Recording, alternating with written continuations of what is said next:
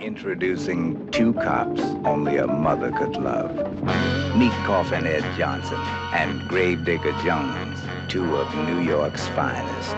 Two cops who take charge when an $87,000 bale of cotton comes to Harlem. Tell me something, will you? ご機嫌いかがですか？渡辺Danです。On today's episode of Backward Engineering Your Project, I want to talk a little bit about the whole idea of diversity in Hollywood and what that means to the creative process, as well as some of the things that I believe are there as publicity stunts as opposed to reality on the part of the Hollywood studios. Given that we have just finished a very contentious election, it might appear that this is going to be an ideal time to look at diversity in increasing amounts in show business. I'm going to say that might actually be the exact opposite of what's really going to happen. And let me explain why. You might ask, what are some of the things that are happening in diversity in the entertainment arena right now? Well, there's many things. First of all, there was a lot of, and I'm going to say this with the most gentle attitude that I possibly can, that what's been going on in diversity in the past several years in Hollywood, especially since Trump was elected president, I'm going to say wasn't real. It's mostly posturing. Now, that doesn't mean there haven't been actual things that showcased it. It doesn't mean that there weren't things that were started during the last years of the Obama administration that have carried forward. But what I mean by this is that the type of programming that was greenlit was put on hyperdrive. And I'm going to say a lot of that hyperdrive, a lot of that incentive-oriented Hollywood that has been front and center of what everybody has been paying attention to under a Biden administration will probably go away. And I'm going to explain why. But I'm also going to explain how for you, it means nothing. As long as you're someone who's trying to break into the industry right now, this is actually going to be a salad day for you. This is going to be among the best opportunity you could have ever had. However, there are certain trip falls that you have to be aware of. So let's go over some of them to begin with. When I say that I feel that the industry has been hyper-driven by an agenda to put forward the idea that they are more diversified than thou, I'm dead serious about that. There have been other times in the past when we have seen major eruptions of highly diverse content that were extraordinarily successful in terms of return on investment. And almost without exception, whenever this has happened, you've seen the industry all of a sudden clamp down and remove themselves from doing this type of content at all. Let me talk about two specific examples of when this has happened in the past. The first and foremost of these was in the 1970s. The 1970s was a time when the entertainment industry really blossomed in terms of new voices. A big chunk of it was due to the sunsetting of censorship. Another big chunk was the cultural context, where we saw the baby boomers for the first time having what was known as demographic tyranny. And what is demographic tyranny? Demographic tyranny is the system by which, because your particular generation has more people than normal replacement or slight growth, it was an explosion of new people. So therefore, you had a youth culture come out of nowhere. And that youth culture was abandoning all idea of tradition, the same way teenagers since time immemorial have. However, this time, because they represented a large market segment, they were listened to a lot more than had happened in the past. And that resulted not only in the fall of censorship between The Sound of Music and Easy Rider, let's say, but also the increasing amount of students who would go to school and learn very, very high concept things that used to be among the purviews of the ivory tower elites. Nothing wrong with that. In fact, it's great because it gives balance to the world. However, one of the negatives of that was that a lot of the students got radicalized while they were in school. It didn't hurt that there was the Vietnam War going on and there was all sorts of kerfluffle about that. But you also have, when you're young, a large amount of idealism. And that idealism can sometimes lead you to being a little bit more passionate than full of common sense. And that was the same in Hollywood, that all of a sudden you had much more sexual movies, much more violent movies coming out, and the net result was that box office fell. One area where it did not fall was that Hollywood was starting to reach out to different communities that had never had a voice. And the chief among those was the African American community, the Black community. And what was most spectacular about that was the rise of the genre that was known as Blaxploitation.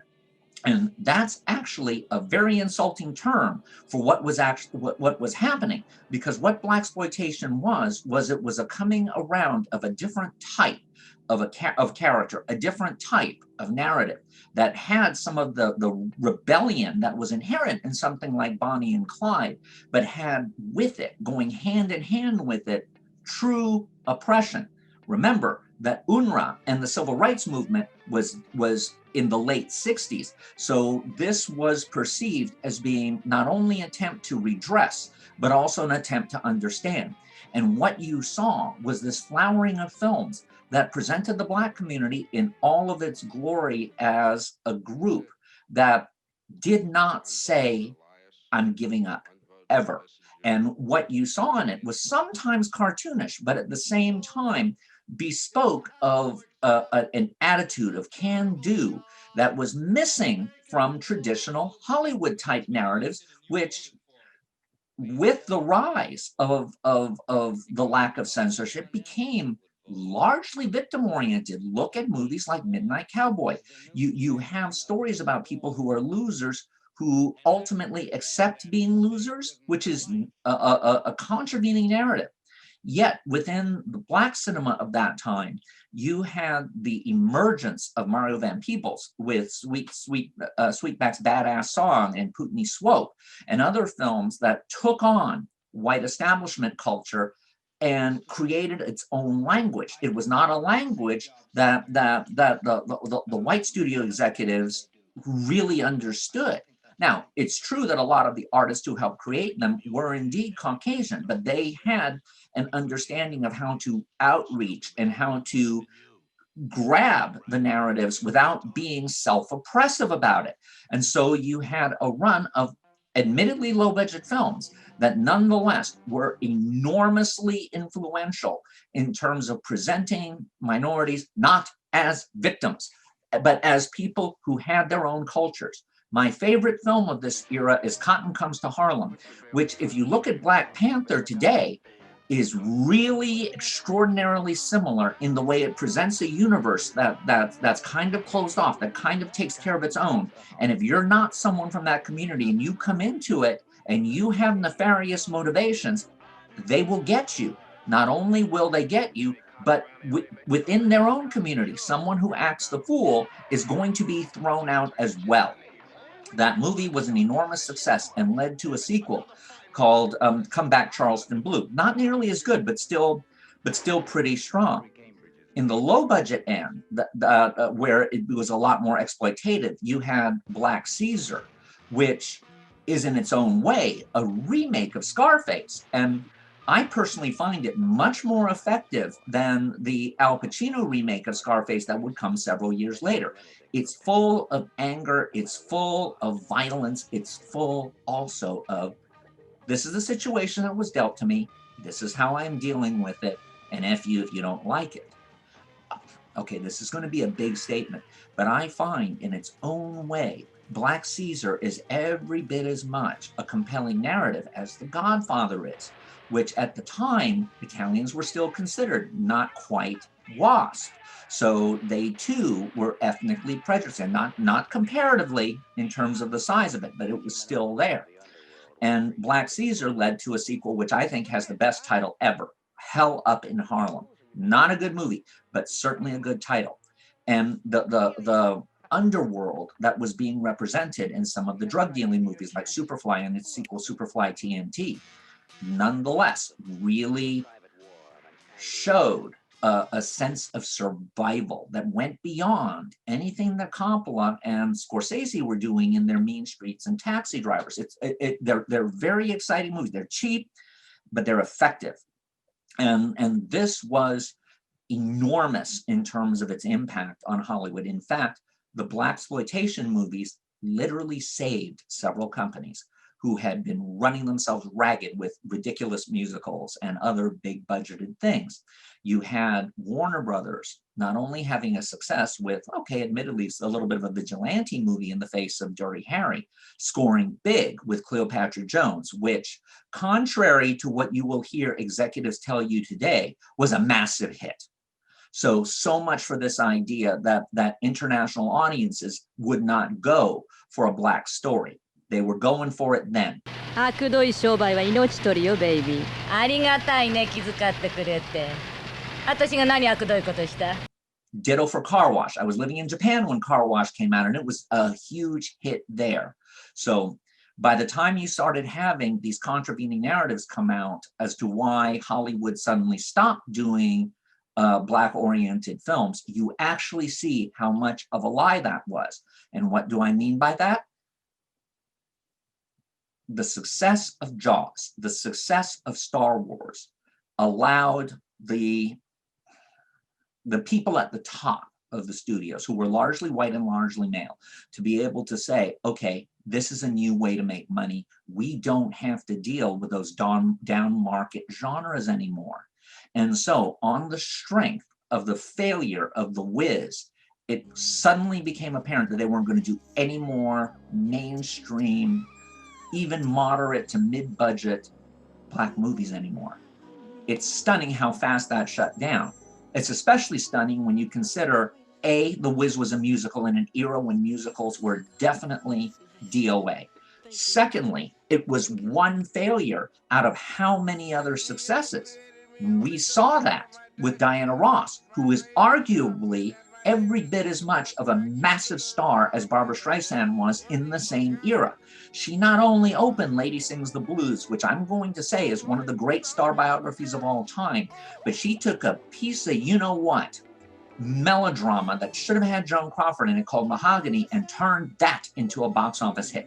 There is no reason why Diana Ross should not be one of our massive stars in the world today, except for the fact of The Wiz. And all of a sudden, she was considered box office poison on the strength of one failure.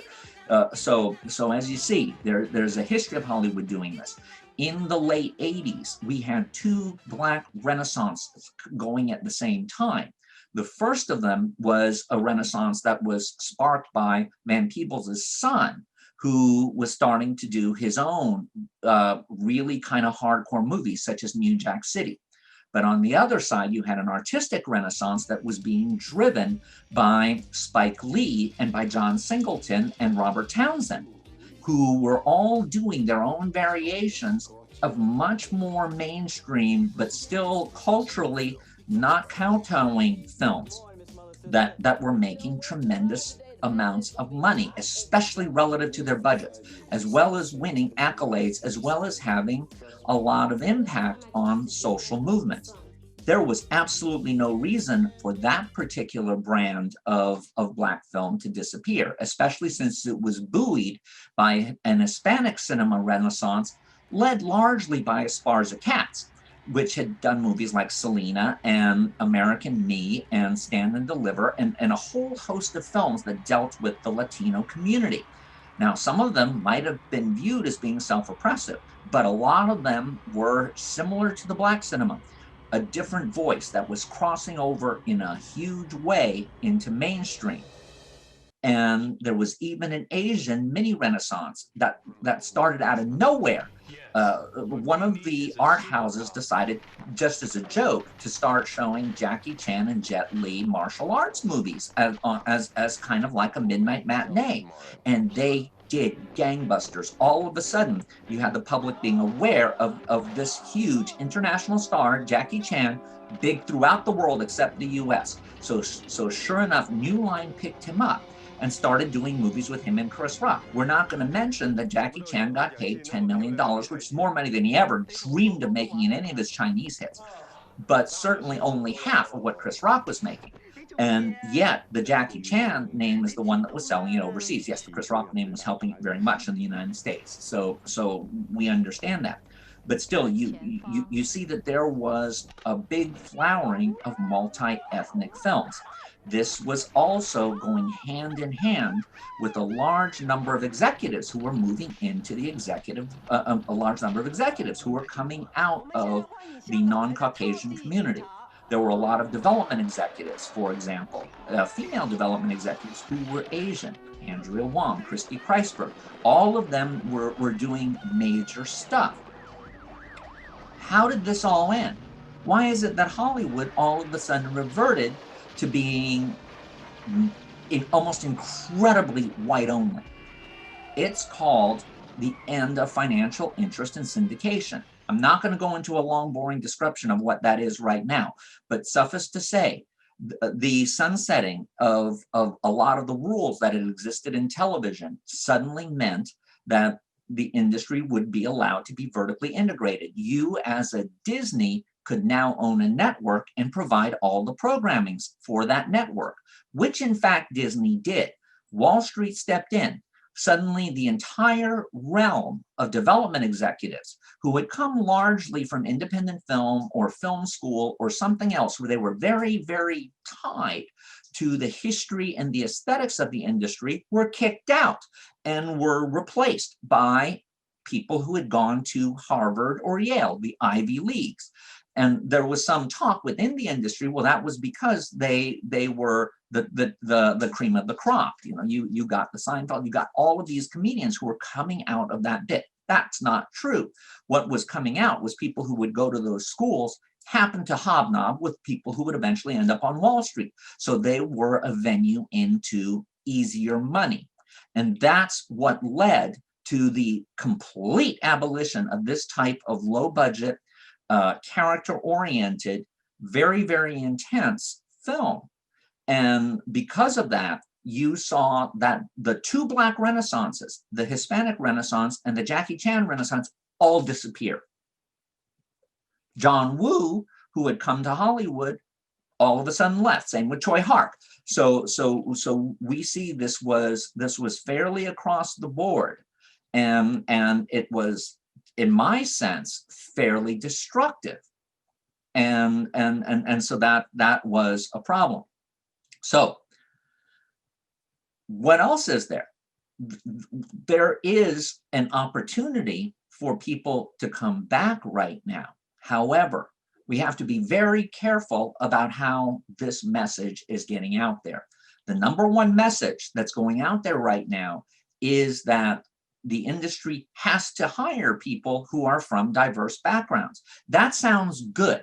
However, the need to check off diversity boxes has a toxic side effect. And that means you have people who are all of a sudden put in a job that they're not quite ready for yet.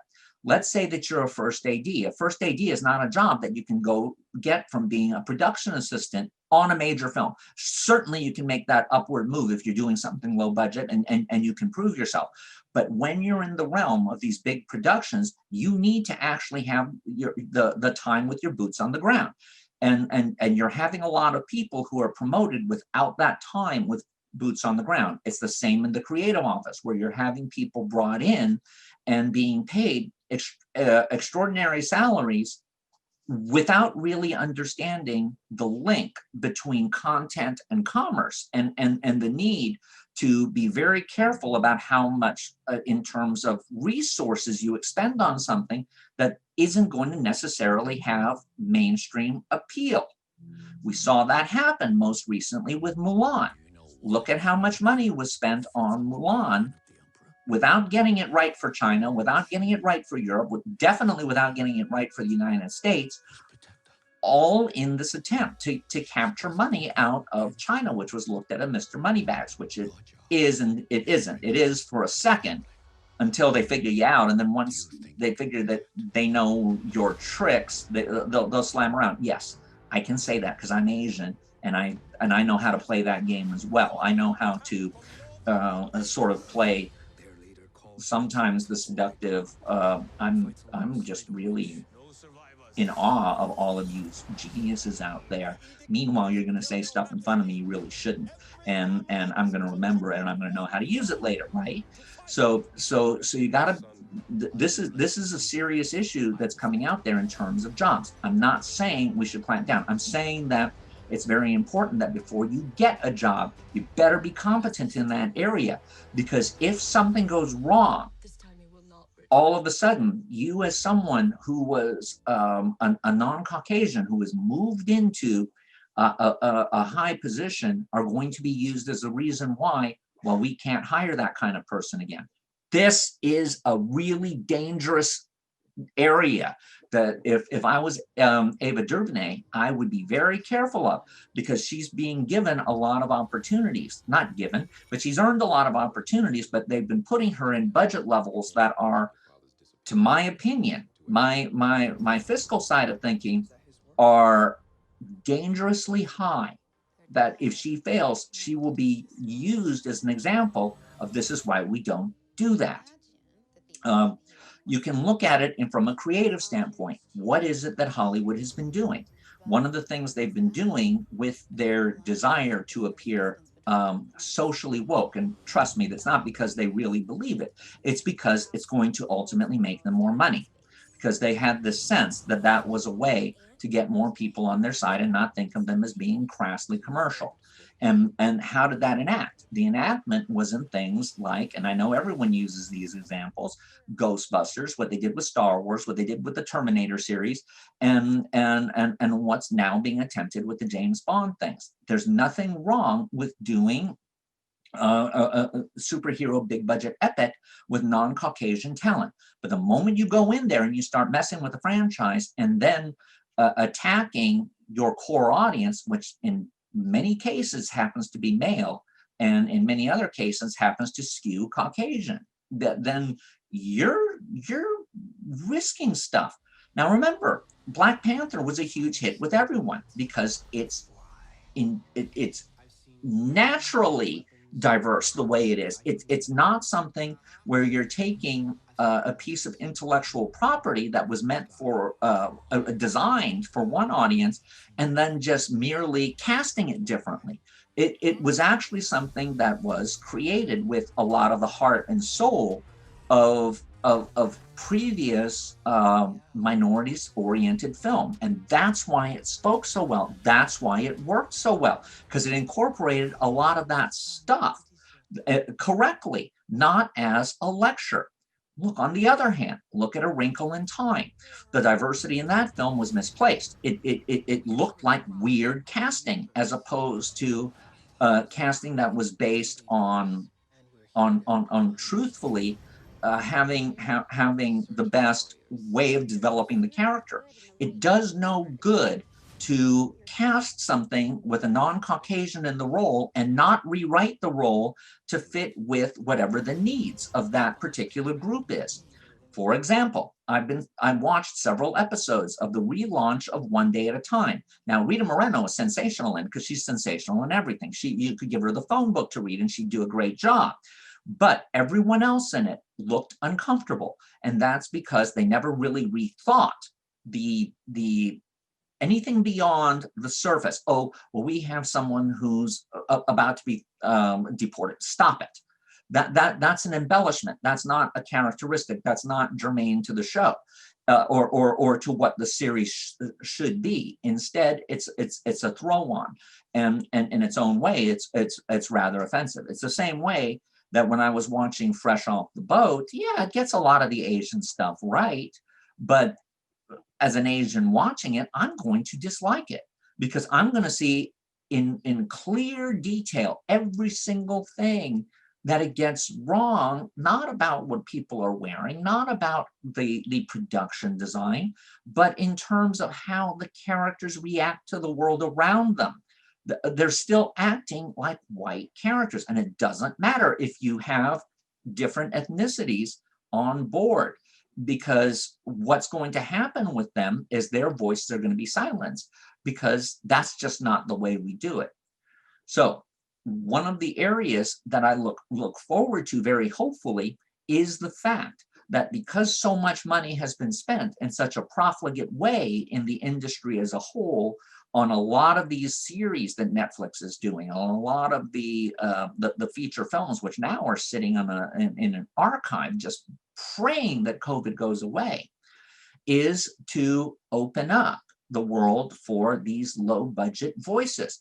You need to train people on a lower budget so that as they move up in the financial ranks, they not only know how to do it effectively, but they can bring in the lessons you learn in a low budget film. In a low budget film, if you fail in certain key areas, it's probably going to be okay, because what audiences are, at least whether it's conscious or not, are looking for is the energy that's coming out of new creativity, or people whose voices have never really been heard that much, and then through that, you get a sense of how to expand it outwards. You don't go from 0 to 60 or 0 to 150 and not have certain consequences coming out of it. Going back to the 1970s, there were a lot of female-oriented minority pictures, especially with Pam Grier and my own personal favorite from that era, which was Claudine. Now, Claudine was a regular drama. It wasn't a Pam Grier or a Tamara Dobson type of tough woman crime movie. Instead, it was a movie about a single mother, her children, and her relationship with a garbage man played by James Earl Jones. So here you had Diane Cannon, who was always playing someone who was very glamorous, toning it down. You had James Earl Jones, who was a great actor, but had never really cracked stardom. And here they both did their best, to the point where she got nominated for an Academy Award. And the movie was a massive hit. And it really crossed over big time. In the same way, more recently, we've seen the explosion of Hidden Figures. Now, Hidden Figures should have led to further movies that were like it. And I've disagreed with certain people about Hidden Figures, because many of them feel, okay, well, it's still a happy ending movie and it's still telling a primarily mainstream narrative. No, I don't care. The bottom line is it's shown that there's box office to be found here. And if something crosses over, that's a win. And yeah, people say, okay, well, it's not going to really work for him. Well, Hidden Figures did. So again, we have this narrative that's coming out of executives at the top without really having a backup to it, while at the same time, you can have these same executives greenlight failure after failure after failure in a genre that they consider to be inviolate and always successful. This is why I feel that if you're someone who is trying to come from a diverse point of view, and it can be any level of diversity, please start with a lower budget, the way the Spike Lees and the Marion Van Peebles and the Ang Lees and the Robert Rodriguez's did. Start small, build up, learn how to really capture what your audience wants. And I'm going to say that with that in mind, even though I'm coming at this from a very corporatist standpoint, that you can create a world where the diversity is going to be tied in with good box office. And that, my friends, is the win-win for absolutely everyone. And boy, does our industry truly need that artistic push now. I'm strictly a female, and my future I hope will be